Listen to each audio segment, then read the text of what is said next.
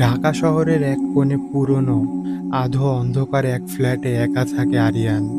বয়স ৩০-এর কোঠায়, পেশায় একজন ফ্রিল্যান্সার গ্রাফিক ডিজাইনার। কাজ করে সারা রাত, ঘুমায় ভোরে। তার জীবনে একঘেয়েমির মাঝেও একটা জিনিস তাকে ভয় ধরিয়ে দেয়, তার ঘরের আয়না। ফ্ল্যাটটা পুরনো হলেও একটা বড় দেওয়াল জোড়া আয়না ছিল ড্রয়িং রুমে, যা বাড়িওয়ালা বদলাতে দেননি। প্রথম দিকে ওটাকে পাত্তা দেননি আরিয়ান, কিন্তু গত কয়েক মাস ধরে সেই আয়নাটা যেন ওকে দেখছে। প্রতিদিন রাতে কাজ শেষে আয়নার সামনে দিয়ে হাঁটার সময় মনে হয় নিজের প্রতিচ্ছবির চোখ দুটো একটু দেরিতে নড়ছে। প্রথমে ভেবেছিল ক্লান্তির কারণে চোখ ধাঁধাচ্ছে, কিন্তু একদিন রাতে সেটা নিছক ভ্রম নয়, সত্যিই হয়ে উঠল এক দুঃস্বপ্ন। সেই রাতের সময় ছিল প্রায় ২টা, বৃষ্টি পড়ছিল টুপটাপ। আরিয়ান ল্যাপটপ বন্ধ করে উঠে দাঁড়ালো। লাইট বন্ধ করতে গিয়ে চোখ পড়ল আয়নায় তার প্রতিবিম্ব হাসছে, কিন্তু সে নিজে হাসেনি। গলা শুকিয়ে গেল। আরিয়ান ধীরে ধীরে মুখ নাড়ালো, আর আয়নায় তার প্রতিচ্ছবি যেন একটু দেরিতে সেটা অনুসরণ করলো। তারপর আবার হেসে ফেলল। একটা ঠান্ডা স্রোত নেমে গেল বুকের ভেতর দিয়ে। না, আজ ঘুম দরকার, নিজেকে বোঝালো সে।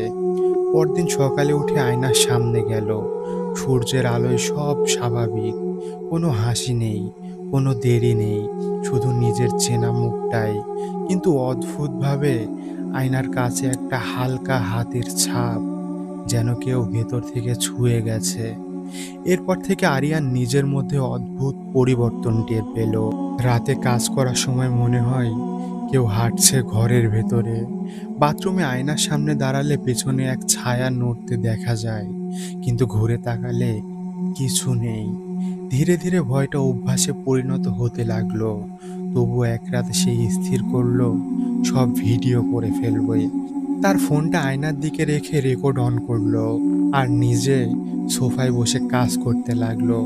ভোর ৩টায় যখন ভিডিওটা দেখতে বসলো, স্ক্রিনে যা দেখা গেল, তারপর থেকে আর কোনোদিন আগের মতো ঘুমাতে পারেনি। ভিডিওতে দেখা যায় আয়নার ভিতরে আরিয়ান উঠে দাঁড়ায়। সে আয়নার ভেতর থেকে বাইরে আসতে চায়। তার হাত কাচের ওপাশে বারবার আঘাত করে, কিন্তু বাইরে থাকা আরিয়ান কিছুই টের পায় না। ভিডিওর শেষ দৃশ্যে দেখা যায় ভেতরের আরিয়ান একবার হাসে, তারপর অন্ধকার। পরদিন থেকে আরিয়ান মানসিকভাবে ভেঙে পড়ল। কাজে মন বসে না, খাওয়া বন্ধ, রাতে ঘুম আসে না। একদিন আয়নার দিকে তাকিয়ে হঠাৎ বলে ফেলল, তুই কে? তুই আমার মতো কেন? মুহূর্তের মধ্যে প্রতিচ্ছবিটা ঠোঁটে ঠোঁট রেখে ফিসফিস করে কিছু বলল। আরিয়ান শুনতে পেল না, কিন্তু ঠোঁটের নড়াচড়া দেখে মনে হলো আমি তুই, কিন্তু তোর বাইরে। বুক কেঁপে উঠল। সে হাত দিয়ে কাজ ছুঁয়ে দেখতে চাইল, কিন্তু আয়নাটা বরফের মতো ঠান্ডা। আরিয়ানের মনে হলো যেন কেউ ভিতর থেকে হাত রাখলো তার হাতের ওপরে। চিৎকার করে পিছিয়ে গেল সে। ফ্ল্যাটে সব লাইট অন করে বসে রইল সারা রাত। দিন যেতে লাগলো। ধীরে ধীরে চারপাশের জিনিসপত্রে অদ্ভুত পরিবর্তন দেখা গেল। রুমের ঘড়িটা মাঝে মাঝে উল্টোভাবে ঘুরতে থাকে। রান্নাঘরের টেবিলে রাখা কাপ সকালে দেখা যায় উল্টো দিকে পড়ে আছে। সবচেয়ে ভয়ানক ব্যাপার হলো আয়নায় এখন শুধু রাতে নয়, দিনের বেলাতেও সেই আরিয়ান দেখা যায়। আরিয়ানের বন্ধু রাহাত দেখতে এলো। আরিয়ান তাকে সব বলল, ভিডিওটা দেখালো। রাহাত কিছুক্ষণ চুপ থেকে বলল, তুই অনেক বেশি একা থাকিস ভাই, মানসিক চাপ থেকে হ্যালুসিনেশন হচ্ছে, এই আয়নাটা ফেলে দে। আরিয়ান বলল, না রাহাত, তুই বুঝিস না, ও এখন বাস্তব হয়ে উঠেছে, ও বাইরে আসতে চাই। রাহাত হেসে বলল, তুই একটু বিশ্রাম নে। তারপর চলে গেল। কিন্তু যাওয়ার সময় রাহাতের চোখে ধরা পড়ছিল একটা দৃশ্য। আরিয়ান কথা বলছে, কিন্তু আয়নায় আরিয়ান তাকিয়ে আছে রাহাতের দিকে, আর একবার হেসে ফেলল। ২ দিন পর রাহাত ফোন করলো, নাম্বার বন্ধ। তৃতীয় দিন গিয়ে দেখে ফ্ল্যাটের দরজা আধ খোলা। ভেতরে ঢুকতেই কেমন অদ্ভুত ঠান্ডা।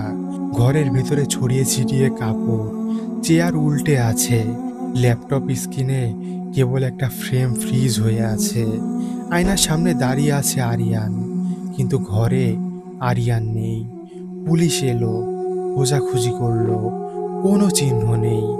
শুধু দেওয়ালের আয়নার কাচের ভেতরের দিক থেকে আঁচড়ের দাগ, আর নিচে লাল রঙের হালকা দাগ, যেন রক্ত শুকিয়ে গেছে।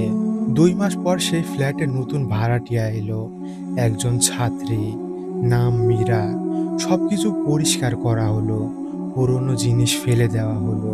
তবে দেওয়ালের আয়নাটা বদলানো গেল না, কারণ সেটা দেওয়ালের সঙ্গে স্থায়ীভাবে লাগানো। প্রথম দিন থেকেই মীরার ভালো লাগছিল না আয়নাটা। রাতের দিকে মনে হয় কেউ তাকিয়ে আছে ওর দিকে। দ্বিতীয় রাতে সে স্পষ্ট দেখতে পেল আয়নার ভেতরে দাঁড়িয়ে আছে একজন পুরুষ। মীরা ভয় পেয়ে চিৎকার করলো, কিন্তু পরের মুহূর্তেই সব অদৃশ্য। শুধু আয়নাটার নিচে এক ফোঁটা রক্ত ঝরছে, আর কাচে লেখা, আমি ফিরে এসেছি। পরদিন সকালে প্রতিবেশীরা শুনল ফ্ল্যাট থেকে মেয়েটির চিৎকার। দরজা ভেঙে ঢুকে কাউকে পায়নি, কিন্তু আয়নার ভেতরে পরিষ্কার দেখা যাচ্ছিল মীরা চুপচাপ দাঁড়িয়ে আছে, আর আয়নার বাইরে তার শরীর নেই। আয়নার ভেতরে এখন দুইটা মুখ, একটা পুরুষ, একটা নারী। দুজনেই নিঃশব্দে তাকিয়ে আছে বাইরের দিকে, যেন অপেক্ষায় আছে আরেকজনের। আজও সেই ফ্ল্যাটটা খালি পড়ে আছে। রাতে পাশের ফ্ল্যাটের বাসিন্দারা বলে বৃষ্টির রাতে কাছে হাতের ছাপ দেখা যায়। কেউ কেউ বলে কাচের ভেতরে এক পুরুষ দাঁড়িয়ে হাসছে, আর পাশে এক মেয়ের ভয়ানক ছায়া। যদি কখনো তুমি আয়নার সামনে দাঁড়িয়ে দেখো তোমার মুখ একটু দেরিতে নড়ছে, বা তোমার হাসি প্রতিবিম্ব একটু আলাদা শোনায়, তাহলে সাবধান, সে হয়তো এখনো তোমার দিকেই তাকিয়ে আছে।